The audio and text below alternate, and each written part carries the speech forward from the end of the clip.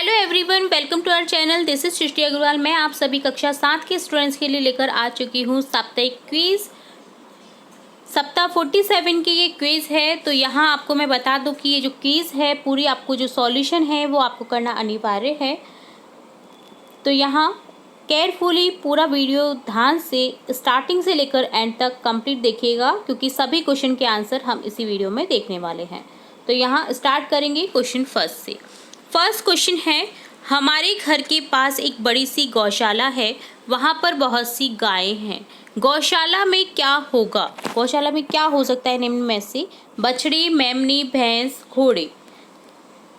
तो यहाँ answer click हो जाएगा ऑप्शन फर्स्ट, बछड़ी। सेकंड क्वेश्चन है, ए ऑप्शन करेक्ट हो जाएगा। सेकंड क्वेश्चन है, दिया गया शब्द किन वर्णों से मिलकर बना है? तो शब्द है सहतूत, जो कि किन किन वर्णों से मिलकर बना है आपको बताना है। तो यहाँ जब इसे अलग करेंगे तो हमारे पास में होगा शय, है, तय, हलन, ऊ की मात्रा और तय। तो इस तरह से ऑप्शन डी करेक्ट हो जाएगा आपका। नेक्स्ट थर्ड क्वेश्चन है, वर्ष में एक बार होने वाला। वर्ष में एक बार क्या होता है? तो वर्ष में होता है एक बार वार्षिक। ठीक है, तो यहाँ आंसर हो जाएगा आपका click option third, option C correct हो जाएगा, वार्षिक। फोर्थ क्वेश्चन है, वह एक बहुत ही परिश्रमी लड़का है। परिश्रमी शब्द के विलोम शब्द को पहचानिए। तो परिश्रम का विलोम शब्द हो जाएगा ऑप्शन डी, आलसी। नेक्स्ट क्वेश्चन है फिफ्थ क्वेश्चन, मैं जब आज घर पहुंचा तो मेरा भाई खेलता है, खेलेगा, खेल रहा है या खेल रहा था। तो मेरा भाई क्या हो जाएगा? खेल रहा था। ठीक है, क्योंकि पास की बात है तो है तो नहीं आएंगे। ठीक है, या तो आ सकता था फ्यूचर या फिर पास्ट, बट यहाँ पास की बात हो रही है तो फ्यूचर भी नहीं आता। यहाँ पर क्या आएगा? खेल रहा था, ऑप्शन डी भूतकाल का वाक्य। सिक्स क्वेश्चन है, लक्ष्मीबाई ने युद्ध में अंग्रेजों के दांत खट्टे कर दिए गए मुहावरे का अर्थ बताइए। तो इसका अर्थ होता है दुविधा में डालना। तो लक्ष्मीबाई एंड तक, जब तक उनकी सांसें चल रही थी, वो लड़ी थी अंग्रेजों से, और लड़ते हुए ही उनकी सांसें रुकी थी। तो वीरांगना थी वो बहुत बड़ी, जिनसे हम आज भी प्रेरणा मिलती है। तो यहाँ पर हो जाएगा दुविधा में डालना, ऑप्शन बी करेक्ट हो जाएगा। सेवेंथ क्वेश्चन है, पुत्र के वीरगति प्राप्त होने पर भी रानी विचलित नहीं हुई। वाक्य को सर्वनाम का प्रयोग कर बनाए गए सही वाक्य की पहचान कीजिए। तो यहाँ सही वाक्य हो जाएगा, पुत्र के वीर गति प्राप्त होने पर भी वह विचलित नहीं हुई। तो ये जो रानी लक्ष्मीबाई आपका चैप्टर है, झांसी की रानी, तो आपने सभी ने पढ़ा ही होगा। ये चैप्टर बहुत इम्पॉर्टेंट चैप्टर है, बहुत अच्छा चैप्टर है, बहुत नॉलेजेबल चैप्टर है।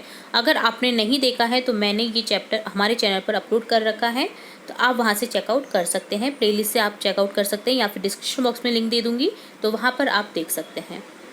तो चैप्टर्स को रीड करना बहुत अनिवार्य रहता है आपके लिए, क्योंकि चैप्टर्स अगर आपको समझ में आ गए तो सभी क्वेश्चन के आंसर आप क्लिक कर देंगे आसानी से। तो बहुत अच्छे से समझाने की कोशिश की है मैंने चैप्टर को, तो आप देख सकते हैं हमारी चैनल की प्लेलिस्ट से, क्योंकि मैंने बहुत सारे चैप्टर्स आपकी सब्जेक्ट से रिलेट भी अपलोड कर रहे हैं, तो आप देख सकते हैं। क्वेश्चन 8 है, भारत और रूस की होली में क्या समानता है? तो यहाँ लिखेंगे ऑप्शन सी, लकड़ी की होली जलाना। रूस में भी लकड़ी की होली जलाई जाती है।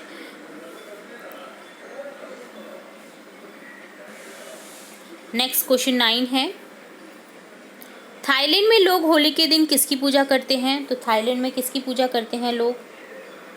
बुद्ध की। तो ऑप्शन फोर्थ करेक्ट हो जाएगा, ऑप्शन डी करेक्ट हो जाएगा।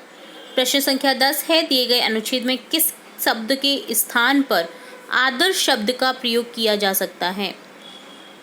तो आदर्श शब्द का प्रयोग किया जा सकता है जैसे उमंग, श्रद्धा, परिक्रमा, चाव। तो यहाँ आंसर हो जाएगा आपका श्रद्धा। श्रद्धा शब्द के स्थान पर उपयोग किया जा सकता है आदर का। 11 क्वेश्चन है, अंडमान निकोबार एक अकेला द्वीप नहीं है, रिक्त स्थान 572 द्वीपों का समूह है। तो यहाँ आंसर करेक्ट हो जाएगा बल्कि 572 द्वीपों का समूह है। प्रश्न संख्या 12 है, दिए गए गद्यांश के अनुसार खेल हमारे लिए क्यों महत्वपूर्ण है। तो आपको गद्यांश दिया गया है क्विज में, तो वहाँ पर आपको बताना है आंसर कि खेल हमारे लिए क्यों महत्वपूर्ण है। तो मैं यहाँ आपको आंसर बता रही हूँ, गद्यांश आप अपने क्विज में देख सकते हैं। खेल हमारे शरीर एवं मन को स्वस्थ रखते हैं, तो इसलिए खेल हमारे लिए महत्वपूर्ण है। तो ये आंसर ऑप्शन डी करेक्ट हो जाएगा। प्रश्न संख्या 13 है, निम्न में से कौन से खेल घर के बाहर खुले मैदानों में खेले जाते हैं। तो निम्न में से कौन से खेल, आपको बहुत सारे खेलों के नाम दे रखे थे, तो मैं यहाँ आंसर बता देती हूँ। घर के बाहर कौन से खेल खेले जाते हैं, कबड्डी, हॉकी, बास्केटबॉल, गोल्फ।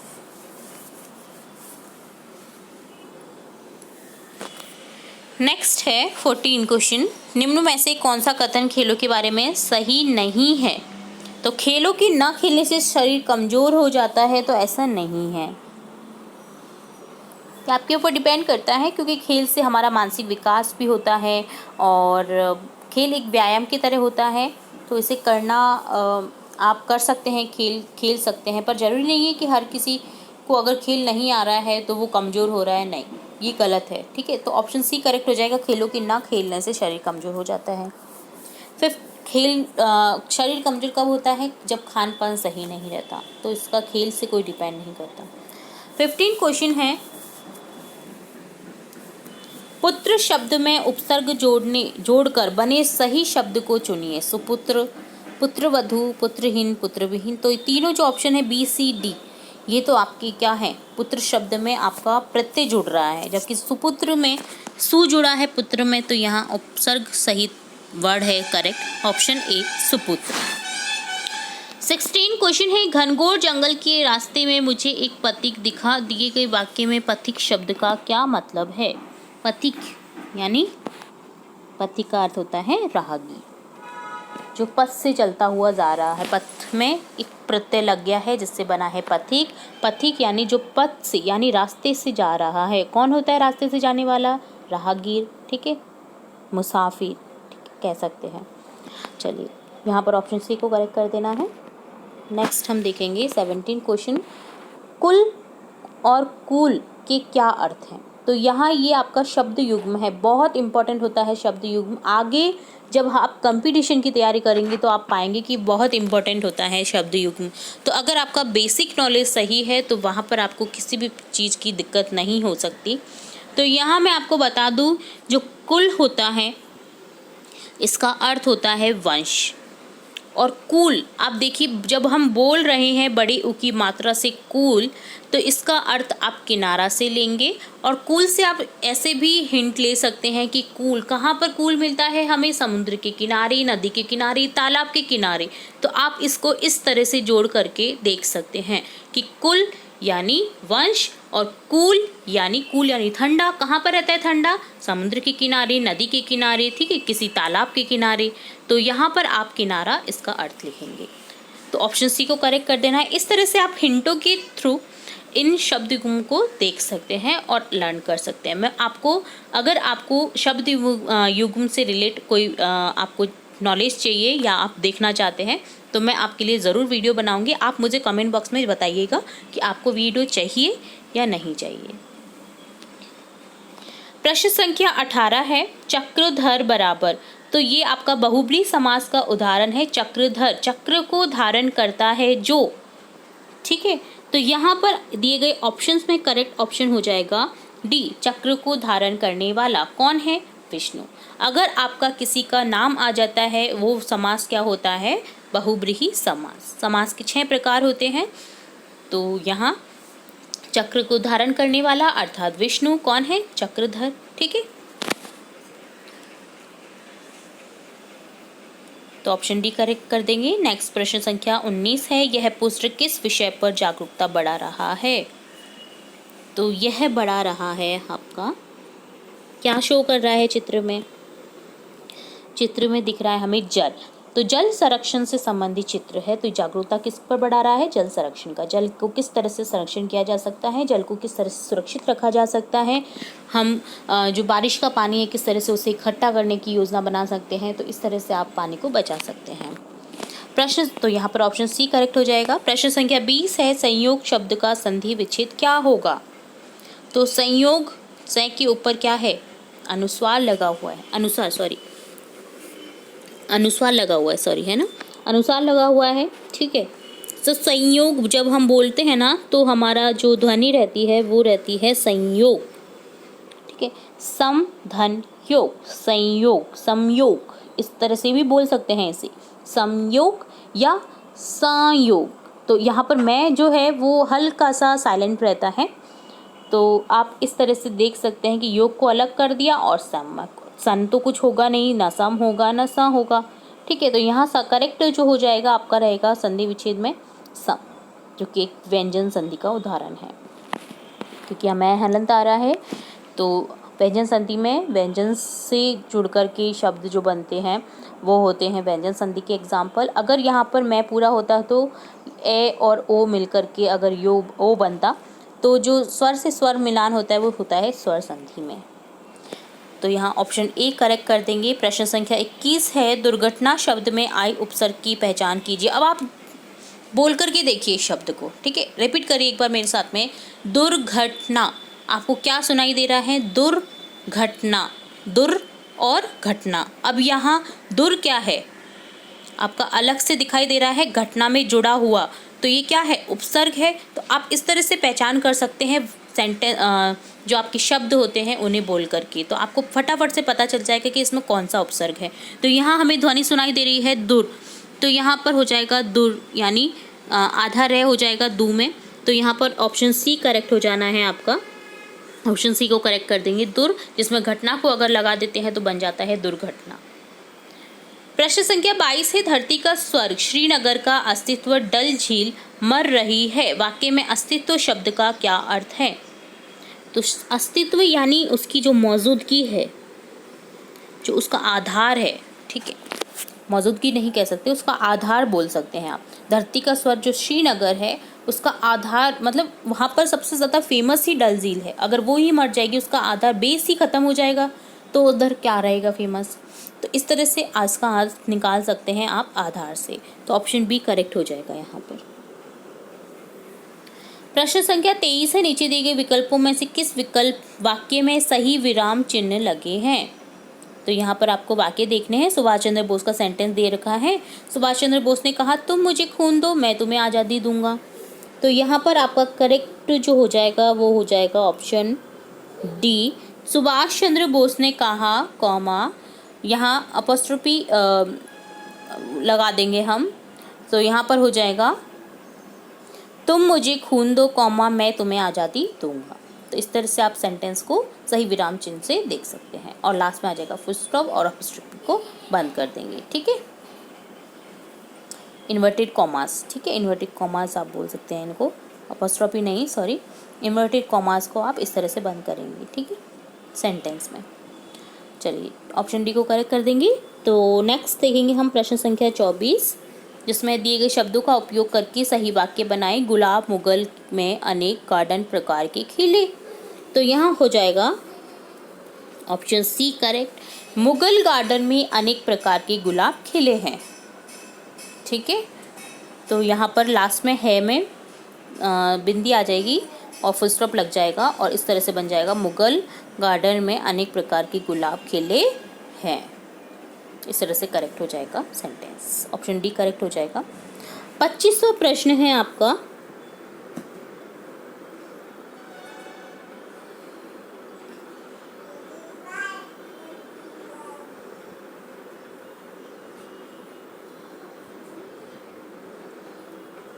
तो यहाँ आपको समझ आ गया होगा। ऑप्शन सी, मुगल गार्डन में अनेक प्रकार के गुलाब खिले हैं, मैंने गलत बोल दिया था, ऑप्शन डी, सी ऑप्शन जो है आपका, मुगल गार्डन में अनेक प्रकार के गुलाब खिले हैं, आपको करेक्ट कर देना है।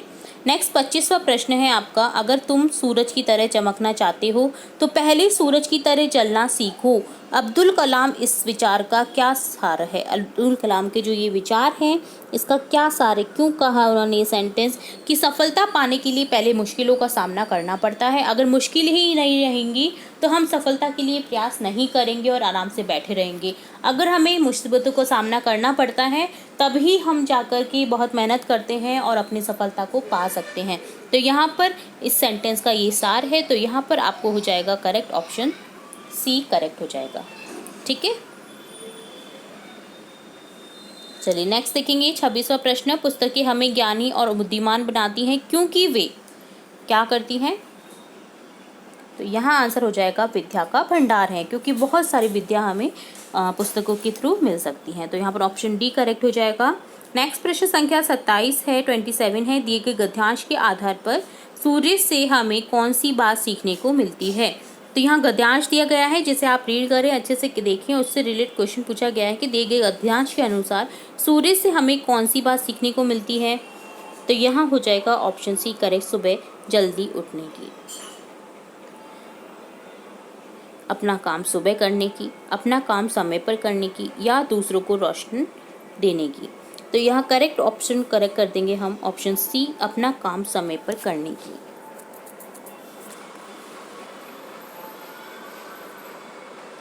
नेक्स्ट 28 क्वेश्चन है, दिए गए गद्यांश को पढ़कर बताइए कि अनुशासन हमारे जीवन का अभिन्न अंग क्यों है। तो गद्यांश दे रखा है जिसे आपको केयरफुली रीड करना है। इससे रिलेटेड क्वेश्चन पूछा गया है कि अनुशासन हमारे जीवन का अभिन्न अंग क्यों है। तो यहाँ आंसर हो जाएगा ऑप्शन बी करेक्ट, क्योंकि अनुशासन का महत्व हर जगह होता है। तो इसलिए हमारे लिए जो जीवन है, हमारा जीवन है, उसमें अनुशासन का अभिन्न अंग होना जरूरी है। तो अनुशासन में रहना सबसे पहले हमारे लिए जरूरी रहता है। तो यहाँ ऑप्शन आपका करेक्ट हो जाएगा बी, क्योंकि अनुशासन का महत्व हर जगह होता है। 29 क्वेश्चन है, इनमें से कौन अनुशासन का अंग नहीं है? तो यहाँ आंसर करेक्ट हो जाएगा ऑप्शन डी, खेल के नियमों को न मानना। तो ये अनुशासन का अंग नहीं है। बड़ों की बात मानना, सुबह जल्दी उठना, अपने कर्तव्य को पालन करना, ये सभी अनुशासन के अभिन्न अंग हैं। प्रश्न संख्या 30 है, कुंती पुत्र कर्ण को विलक्षण प्रतिभाओं का धनी माना जाता था। दिए गए वाक्य में विलक्षण शब्द का क्या अर्थ है?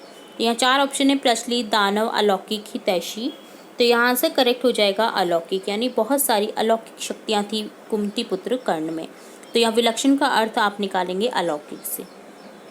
विलक्षण में वी उपसर्ग है, अलौकिक में ए उपसर्ग है, और यहाँ पर प्रत्यय भी लगा हुआ है, एक प्रत्यय।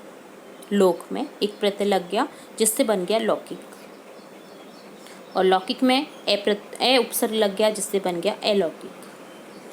तो ये हो गया आपका अपोजिट लौकिक का अलौकिक। लक्षण का विलक्षण अपोजिट हो गया, वी उपसर्ग लग गया यहाँ पर, लक्षण का अपोजिट हो जाएगा जिससे विलक्षण। ठीक है, तो यहाँ अपोजिट लक्षण का नहीं लेंगे हम, यहाँ अर्थ देखना है, क्योंकि बहुत अच्छी अच्छी जो अलौकिक शक्तियाँ होती हैं उससे लिया गया है इसका अर्थ। तो यहाँ पर ऑप्शन सी को करेक्ट कर देंगे अलौकिक। प्रश्न संख्या 31 है, दिए गए वाक्य का सही कर्मवाच्य रूप चुनिए। राधा पुष्प चढ़ा रही है।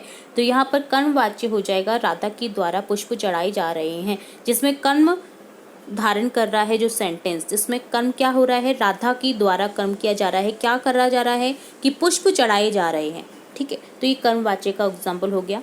ठीक है, तो यहाँ पर कर्मवाच्य इस तरह से आप चूज कर सकते हैं।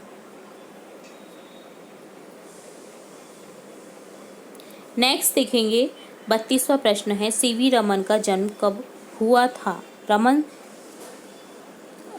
जो सीवी रमन थे महान साइंटिस्ट, तो इनका जन्म कौन से सन में हुआ था आपको बताना है।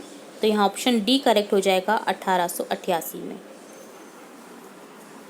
ऑप्शन डी करेक्ट कर देना है। नेक्स्ट प्रश्न संख्या 33 है, इस गद्यांश को आप किस श्रेणी में रखेंगे? तो आपको इस गद्यांश को रखना होगा, तो कौन सी श्रेणी में आप रखेंगे इस गद्यांश को? तो यहाँ पर करेक्ट हो जाएगा आपका ऑप्शन ए, जीवन चरित्र, क्योंकि जीवन के बारे में बताया गया है सीवी रमन की। तो यहाँ पर जीवन चरित्र में रखेंगे हम, तो ऑप्शन ए करेक्ट कर देंगे। प्रश्न संख्या 34 है, लाइट स्कैटरिंग के क्षेत्र में सीवी रमन का सबसे बड़ा काम कौन सा है? तो यहाँ आंसर हो जाएगा आपका correct option D, Raman impact की खोज। सबसे बड़ा उनका जो खोज है वो ये है, रमन इम्पैक्ट की खोज। ऑप्शन डी करेक्ट कर देंगे। प्रश्न संख्या 35 है, पाठ्यांश में सीवी रमन की शिक्षा के बारे में क्या जानकारी मिलती है? तो यहाँ आंसर हो जाएगा बी, उन्होंने काफ़ी कम उम्र में मैट्रिक पास की। तो उनकी शिक्षा बहुत कम उम्र में हो गई थी, उन्होंने काफ़ी कम उम्र में ही मैट्रिक पास कर ली थी, यानी 10वीं की कक्षा की परीक्षा दे दी थी। तो पहले जो थी 10वीं की कक्षा जो देते थे, एग्ज़ाम देते थे, तो वो सबसे महत्वपूर्ण होता था। तो उनकी जो मैट्रिक की शिक्षा है वो बहुत कम उम्र में हुई थी। तो इस तरह से आप इनका ऑप्शन बी को करेक्ट कर देंगे। और लास्ट क्वेश्चन है इस क्विज का, प्रश्न संख्या 36, समुद्र और आकाश के नीले रंग की वजह को रमन इम्पैक्ट कैसे समझाता है? तो ये आंसर करेंगे हम करेक्ट। ऑप्शन डी, सूरज की किरणों के पानी के परमाणुओं से गुजरने के बाद होने वाले प्रकाश के बिखराव की वजह से समुद्र और आकाश नीले दिखते हैं। तो इस तरह से कंप्लीट होता है कंप्लीट क्विज का सॉल्यूशन। उम्मीद है आप पूरी क्विज का सॉल्यूशन अच्छे से समझ आया होगा। अगर आपको किसी क्वेश्चन में कोई डाउट रहता है तो आप हमें कमेंट बॉक्स में कमेंट करके पूछ सकते हैं। इसी तरह और भी क्विज हम देखते रहेंगे और भी इंपॉर्टेंट वीडियोस आपकी कक्षा से रिलेट देखते रहेंगे।